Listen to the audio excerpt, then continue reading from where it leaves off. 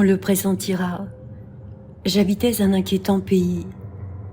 Ma jeunesse en accentuait sans doute le caractère.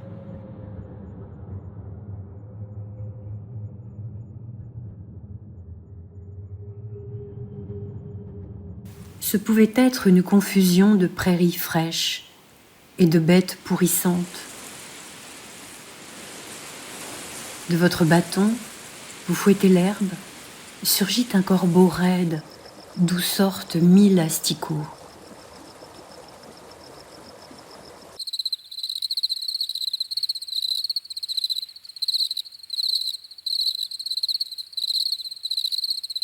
Toutefois, ce pays me donnait dans ses étranges émanations et ses fulgurantes beautés de larges compensations auxquelles je dois bien des reconnaissances. Ex voto que je ne pouvais déposer qu'à l'intérieur de moi-même, en compensation des grâces obtenues.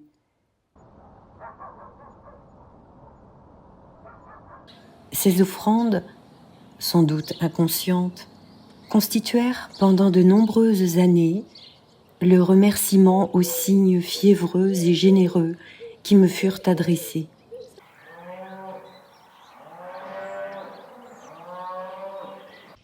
Signes de choses, d'objets, de paysages, qui devenaient en quelque sorte mes savoirs, mes humanités. En ce pays, nous arrivions par le pont suspendu. En cas d'écroulement, bien que le canton n'avait rien d'insulaire, cet ouvrage était la possibilité d'un bel isolement qui pouvait un jour me mettre à l'abri du monde. Après tout, plus loin dans les terres, ce pouvait être largement plus inquiétant.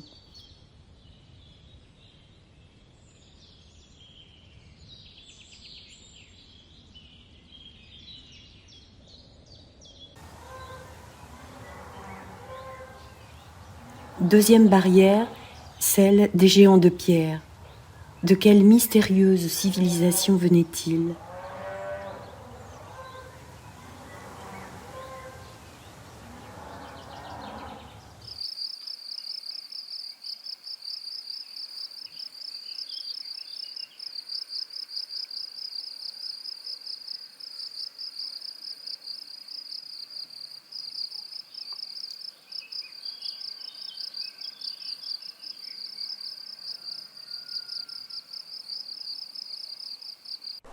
La plupart des êtres humains qui m'entouraient me destinaient à tellement d'inquiétude qu'il y avait grande difficulté à les regarder.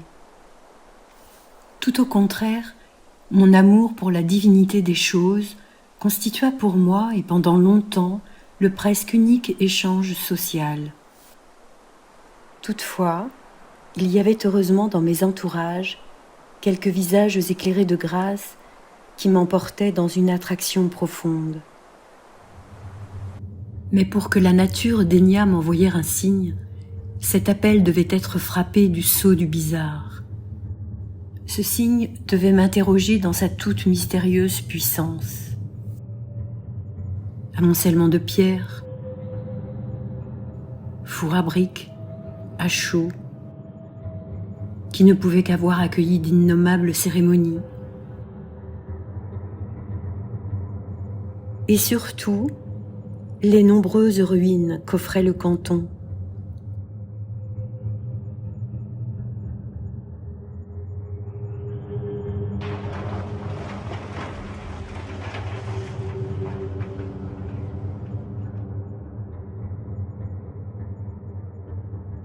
Pour mes mains, ces cendres étaient encore chaudes.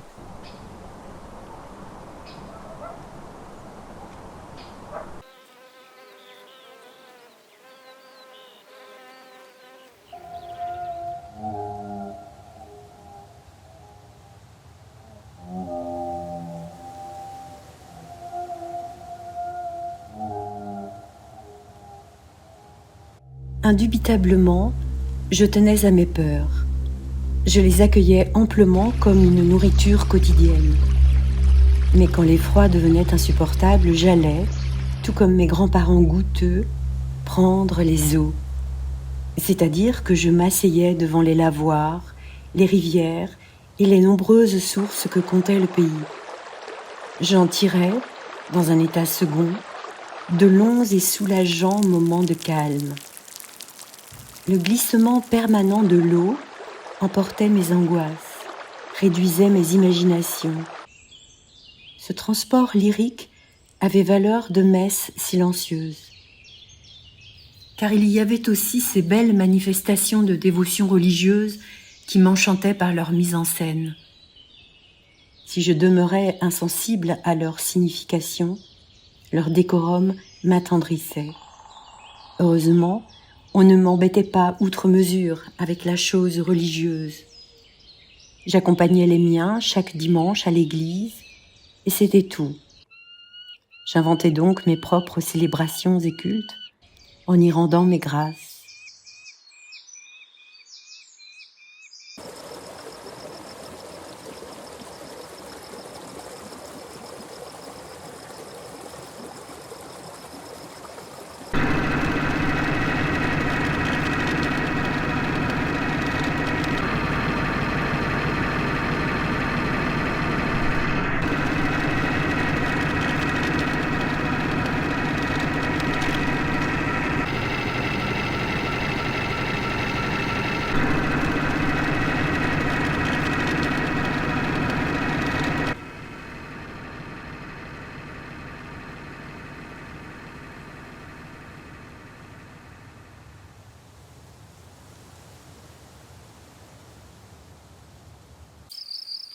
Ma croyance se caractérisait surtout en une célébration de sciences mystérieuses, de connaissances anciennes et perdues, dont la région avait été le siège.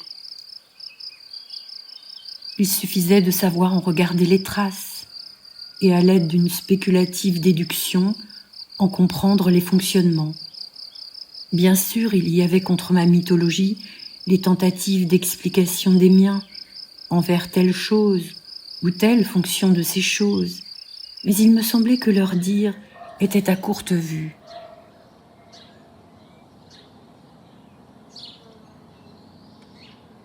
En réalité, ce pays appartenait à des récits auxquels les habitants n'avaient plus accès.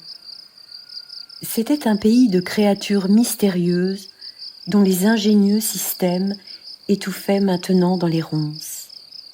Les orties cachaient des sanctuaires.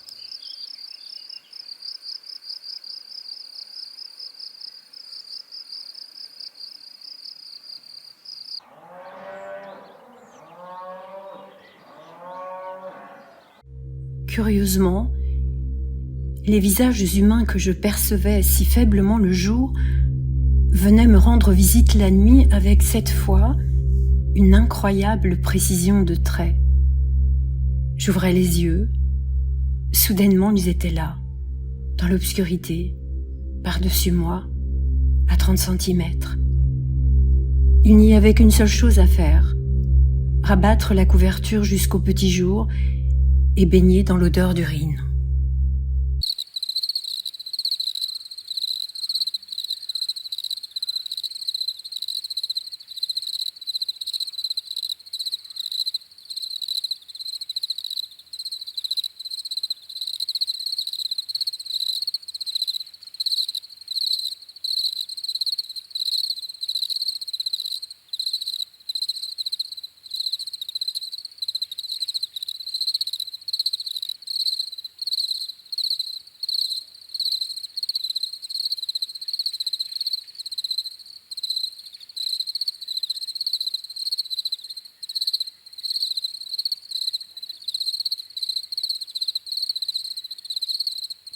Ainsi, plus à l'aise avec les rivières, les mousses et les pierres, au petit matin je repoussais cette couverture qui m'asphyxiait pour vite descendre boire mon bol et filer à bicyclette. Sur une vieille carte au 25 millième, je repérais des noms étranges. L'homme pendu, les deux fosses, le haut du loup, le gouffre du Renoval. En réalité, mes expéditions ne portaient guère loin, tant la peur d'un paysage inconnu freinait mon courage, et qu'un cultivateur traîna sur le haut du loup, alors mon ardeur finissait. Je redoutais la rencontre et le questionnement quant à mes intentions en ce lieu. Ma poétique cartographique ne souffrait aucun partage, mais au moins, elle m'aérait de mes draps mouillés.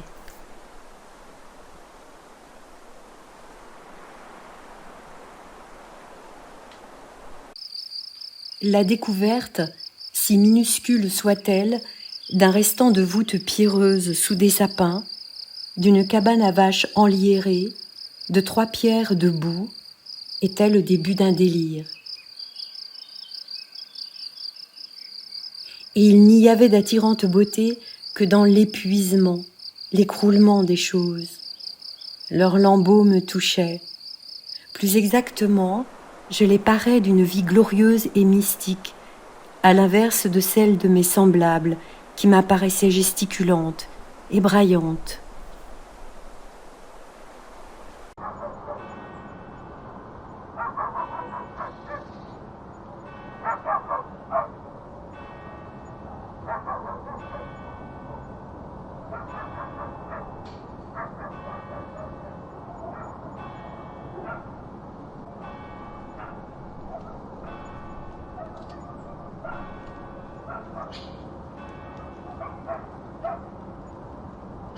Bien sûr, j'avais tort. J'ai souvent eu tort.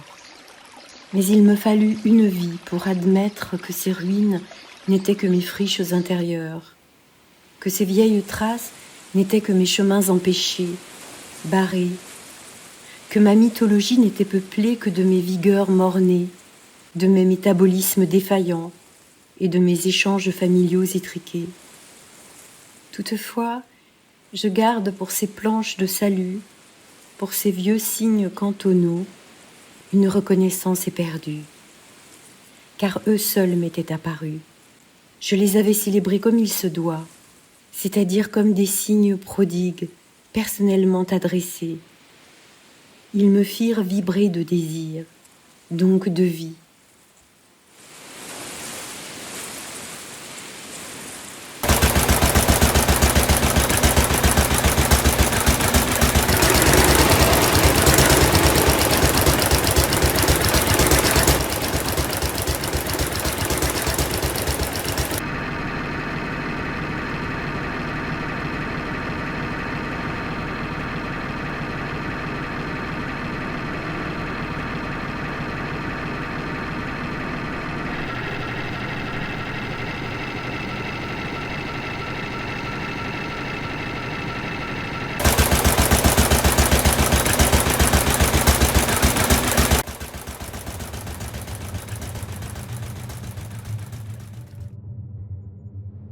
En cela, je pense à mon père.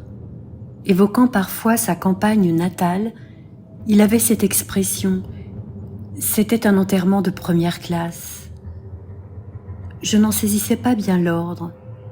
Pourquoi de première classe? Elle était la pompe la plus onéreuse, avec double volée de 4 cloches. La 6e et dernière classe, simple volée du glas, aurait été plus appropriée pour ces cantons perdus. Mais en réalité, papa avait bien raison.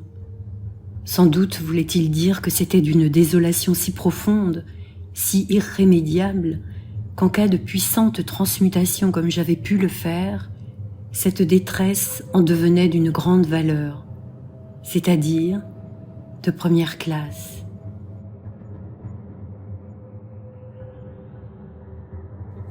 C'est ainsi que plus tard, mais ils étaient morts, je me mis à aimer mes parents.